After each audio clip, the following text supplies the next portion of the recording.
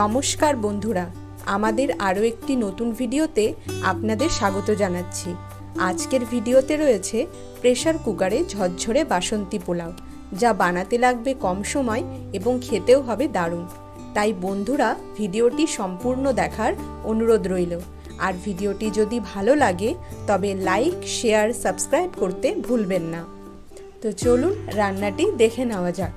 বাসন্তী পোলাও বানাতে এখানে নেওয়া হয়েছে 750 গ্রাম গোবিন্দভোগ চাল। এখন চাল আমাদের ভালো করে ধুয়ে জল ঝরিয়ে নিতে হবে। তার জন্য চাল ভালো করে ধুয়ে স্ট্রেনারের সাহায্যে জল ঝরিয়ে নেওয়া হচ্ছে। জল ঝরিয়ে নেওয়ার পর একটা বড় পাত্রে চাল এই রকমভাবে মেলে রাখতে হবে, তাতে চাল আরও ঝরঝরে হয়ে যাবে। দেখুন, চাল কিন্তু অনেকটাই জল সোক করে নিয়েছে আর বেশ ঝরঝরে হয়ে উঠেছে। এই রকম পর্যায়ে দেওয়া হচ্ছে 1 চামচ নুন, হাফ চামচ হলুদ, 1 চামচ আদা বাটা, গরম মশলা এখানে হাফ চামচের চেয়ে একটু বেশি নেওয়া হয়েছে। দেওয়া হচ্ছে হাফ কাপ চিনি আর দিতে হবে 2 চামচ ঘি। এবারে এই উপকরণগুলোকে চালের সঙ্গে খুব ভালো করে মাখিয়ে নিতে হবে, যাতে কোথাও কম কোথাও বেশি না থাকে, সমানভাবে সমস্ত চালে উপকরণগুলো মাখানো হয়। এখানে চিনি নিজেদের স্বাদ অনুযায়ী দিতে হবে, কারণ বাসন্তী পোলাও অনেকেই কম বা বেশি মিষ্টি পছন্দ করে থাকেন। দেখুন, এই রকম সুন্দরভাবে মাখানো হয়ে গেলে ঢাকা দিয়ে রেখে বাকি রান্নাটার দিকে এগোবো।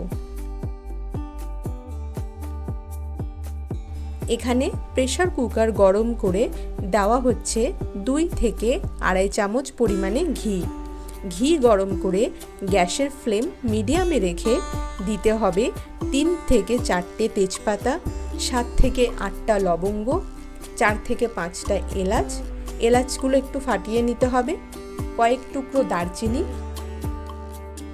এবারে সমস্ত ফোড়ন 8 থেকে 10 সেকেন্ড ভেজে যেতে হবে।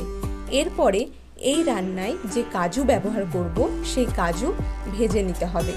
কাজু প্রথমে 15 থেকে 20 সেকেন্ড মতো নেড়ে চেড়ে নিয়ে দিতে হবে কিশমিশ। এখানে হাফ কাপ কাজু আর হাফ কাপ কিশমিশ নেওয়া হয়েছে। কিশমিশ ভালো করে ধুয়ে নেওয়া হয়েছে। কাজুতে সামান্য লাল ভাব আসতেই যে গোবিন্দভোগ চাল আগে থেকেই পোলাওয়ের জন্য তৈরি করে রাখা হয়েছিল সেটা কুকারে দিয়ে দিতে হবে এবং মিডিয়াম ফ্লেমে রেখে প্রায় 1 মিনিট মতো রান্না করে যেতে হবে। প্রায় 1 থেকে 1.5 মিনিট রান্না করে নেওয়ার পর এতে অ্যাড করতে হবে গরম জল। জলের পরিমাণ নেওয়া হয়েছে যে বাটিতে চাল মাপা হয়েছে সেই বাটির 1.5 বাটি মতো। এখন চাল ভালো করে নেড়ে চেড়ে জলে মিশিয়ে নিতে হবে। যে গামলায় চাল মাখা হয়েছিল তাতে খুব সামান্য পরিমাণে জল দিয়ে সেই জলটাও দিয়ে দেওয়া হলো। এখন প্রেসারের ঢাকনা বন্ধ করে 2টো সিটি দিয়ে নিলেই তৈরি হয়ে যাবে বাসন্তী পোলাও। 2টো সিটি দিয়ে নিয়ে ফিরে আসলাম। এখন কুকারের ঢাকনা খুলে দেখে নেওয়া যাক পোলাও কেমন তৈরি হয়েছে। দেখুন, পোলাও কিন্তু তৈরি হয়ে গেছে। পোলাওতে জলের মাপ কিন্তু খুবই গুরুত্বপূর্ণ। চাল সেদ্ধ হয়ে যাবে কিন্তু বেশি নরম হবে না, সেদিকে খেয়াল রাখতে হবে। পোলাও নামানোর পর প্রথমে একটু স্টিকি থাকে, তারপরে ঠান্ডা হতে হতে কিন্তু ঝরঝরে হয়ে যায়।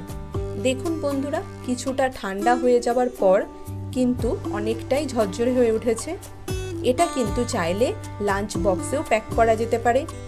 এটা শুধু খেতেও যেমন সুস্বাদু, তেমনি আলুর দম, চিকেন কষা ইত্যাদির সঙ্গেও দুর্দান্ত লাগে। তো বন্ধুরা, ভিডিওটি কেমন লাগলো সেটা অবশ্যই কমেন্ট করে জানাবেন। ভালো লাগলে লাইক, শেয়ার, সাবস্ক্রাইব করার অনুরোধ রইল। দেখা হচ্ছে পরের ভিডিওতে। সকলেই খুব ভালো থাকবেন। ধন্যবাদ।